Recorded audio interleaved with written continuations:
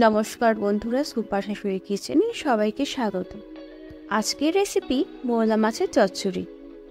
আজকাল ছোট মাছ খাওয়া আমরা প্রায় ভুলেই গেছি। তার কিছু বিশেষ কারণও রয়েছে, সেটা হলো সময়ের অভাব আর ব্যস্ততা।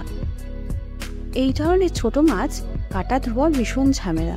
তবুও হাতে একটু সময় বার করে যদি এই মোরলা মাছের চচ্চড়ি রান্না করে খেতে পারেন, আপনার মনে হবে ভালো কিছু একটা খেলাম। আমার শাশুড়ি মোরলা মাছের রেসিপিটা আমাদের এভাবে করেই খাওয়ান, আর সেটাই আমি আপনাদের সঙ্গে আজকে শেয়ার করে দিতে চলুন দেখে নিন উনি কীভাবে খুব সহজেই এই মাছটি বানিয়ে থাকে। মাছগুলো যেহেতু খুবই ছোট, তাই হাতে সময় নিয়ে কেটে ধুয়ে নিতে হবে।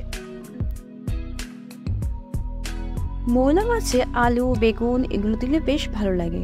আমি আজ আলুটাই দিচ্ছি। আলু ঝিরিঝিরি করে কেটে নিয়েছি, সঙ্গে লাগছে একটা গোটা টমেটো। মোরলা মাছ একটু ঝাল টকটক হলেই বেশি ভালো লাগে।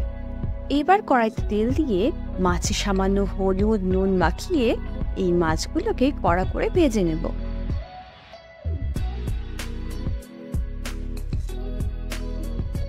ভাজা হয়ে গেলে আর এক্সট্রা কোনো তেল দেব না। এবার ওর মধ্যে সামান্য একটু জিরে আর দুটো শুকনো লঙ্কা ফোড়নে দিয়ে দেব কুচি করা পেঁয়াজ, 4 থেকে 5 কোয়া রসুন থেতো করে সেটা দিয়ে দেব।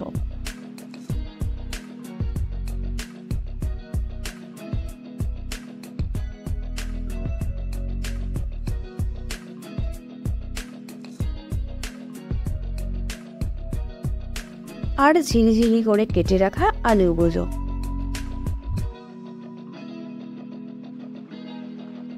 আলু আর পেঁয়াজ একসঙ্গে ভাজার সময় আমি দিয়ে দেব নুন আর হলুদ।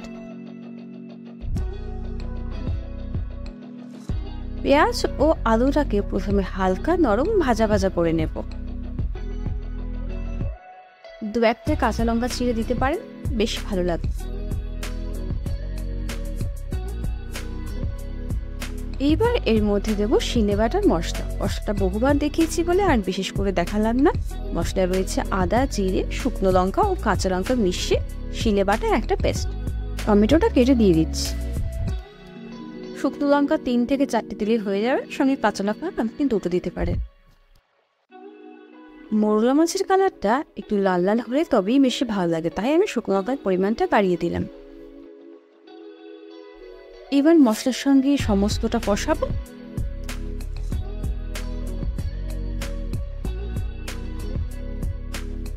আমার কষাতে প্রায় 7 থেকে 10 মিনিট মতো লেগেছে, এবং যখন আমি দেখবো যে আমার মশলাটা হয়ে এসছে, তেল ছাড়ছে, আমি এর মধ্যে জল দিয়ে দেব।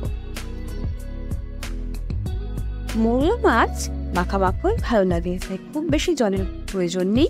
যাতে সব মশলা পেঁয়াজ আলু ডুবে থাকে সেই রকম ভাবে দিলেই হবে। আপনি চাইলে সামান্য ঢেকে দিতে পারেন। ঝোল ফুটলে দিয়ে দিচ্ছি ভেজে রাখা মোরলা মাছগুলো।